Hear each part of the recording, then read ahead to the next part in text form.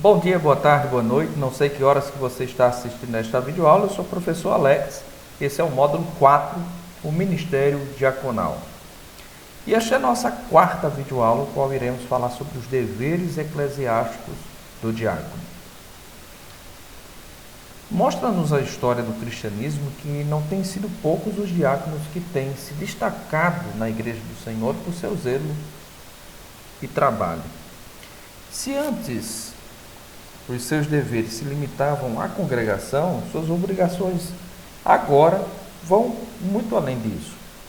Deve-se ele ficar atento, desde já, às necessidades de seu pastor, às exigências do ministério, à declaração de fé, estatuto e regimento interno de sua igreja e denominação. Quanta obrigação, quantos deveres tem o diácono, né? Então, há muitos ainda que limitam o ministério diaconal apenas à congregação, mas vai muito além disso hoje. Então vamos aqui falar das responsabilidades do diácono, a começar em relação ao seu pastor. É o diácono o auxiliar mais direto de que dispõe o pastor. Na igreja primitiva foram os diáconos constituídos justamente para que os apóstolos se mantivessem ocupados em seu ministério, a oração e a palavra. Disso ciente, estará o diácono sempre vigilante quanto às demandas de seu pastor. Jamais permitirá que venha ele a negligenciar o espiritual a fim de envolver-se com o material. O diácono, ele deve, portanto, andar ao lado do seu pastor, sempre atento às demandas do ministério pastoral, sempre perguntando em que pode servi-lo, quais eventuais problemas que têm surgido, no qual possa ele, na condição de diácono, de alguma maneira ajudar, servir, a fim de que o pastor possa se dedicar para aquilo qual foi chamado por Deus. Quem deve lidar com o material, né, é o diácono. Pelo espiritual é o pastor. Isso fica muito evidente à luz do Novo Testamento. Como seria lamentável se viesse o pastor a deixar de lado o sermão de domingo por causa das cadeiras que não foram arrumadas ou porque os elementos da ceia não foram ainda preparados.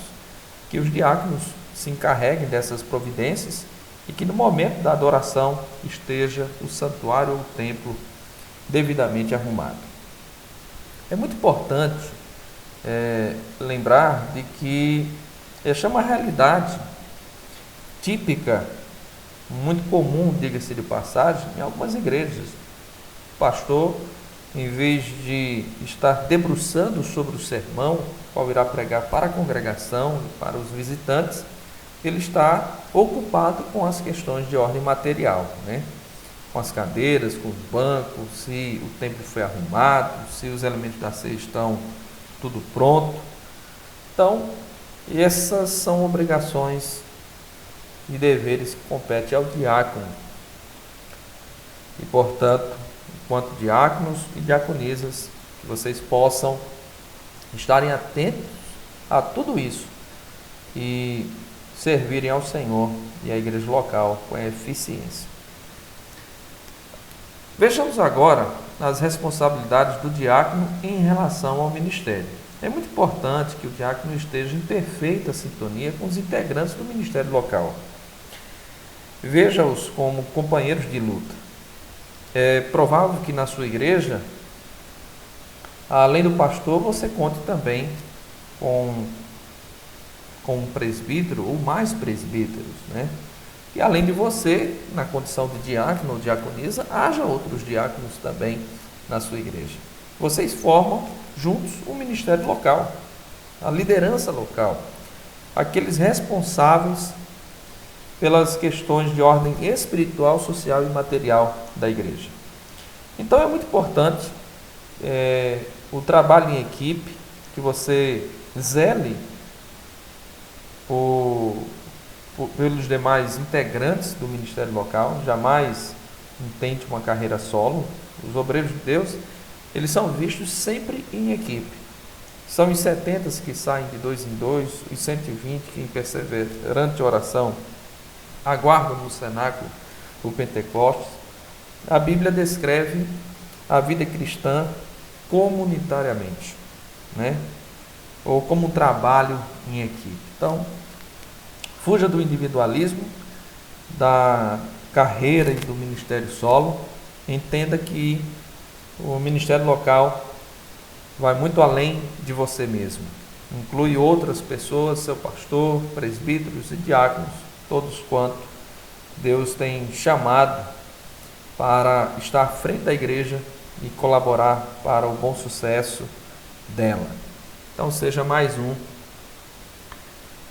desejoso de, em relação aos integrantes do ministério local, colaborar com eles, trabalhando pelo bem comum.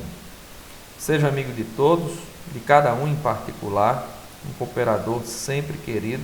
Não se ausente, cultive aquele companheirismo tão próprio dos cristãos primitivos. Esteja sempre atento às orientações do seu pastor. Isolado, ninguém poderá crescer. Em equipe, porém, todo avanço é possível. Agora falemos um pouco sobre as responsabilidades do diácono em relação à história e doutrinas da igreja. Embora nós já tenhamos falado disso nos 2 primeiros módulos, se faz sumamente importante aqui nesta videoaula reforçar. Os deveres do diácono não se limitam à sua igreja, tem ele responsabilidades várias quanto à sua denominação. É imprescindível, pois, que ele conheça a identidade doutrinária, histórica e jurídica de sua entidade eclesiástica, da sua igreja, da Igreja de Cristo no Brasil. Se o diácono não der importância ao passado de sua igreja, como ele se haverá diante do presente e do futuro desta? Uma boa pergunta, né? Então, super recomendo que leia a biografia de seus fundadores. Você sabe como tudo começou, quais as dificuldades iniciais de sua igreja? Essas são perguntas que a resposta vocês encontram nos 2 primeiros módulos desse curso preparatório a candidatos à consagração. Então você, diácono, faz parte dessa igreja, então conheça a sua história. Mas além disso, conheça também a declaração de fé, a declaração doutrinária da sua igreja, onde reúne as principais doutrinas que ela crê. Dada a sua importância, que deve o diácono tê-lo sempre em sua mente, como seria vergonhoso se não houvesse ou se não soubesse expor as linhas mestras da sua crença. Infelizmente, nós temos muitos diáconos que não conhecem a história da sua igreja, não conhecem as bases de fé da sua igreja. Você está tendo a oportunidade de conhecer. Então, seja um diácono bem preparado, seja um diácono que veste a camisa da sua igreja, que a conhece, para exatamente ser um exemplo para outros. Bom, esta foi a nossa videoaula. Esperamos que vocês tenham gostado e aguardamos vocês desde já para a nossa próxima videoaula, se Deus quiser.